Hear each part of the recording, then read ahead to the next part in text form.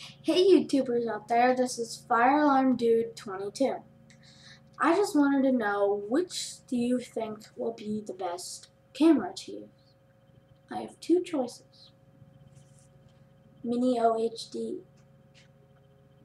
video cam by Flip Video, which I think will be the best.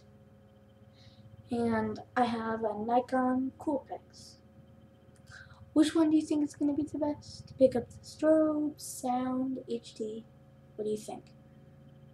Leave what you think in the comments below.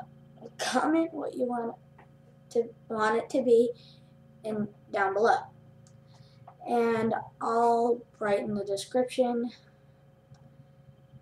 Mini OHD or Nikon coolpix. Bye!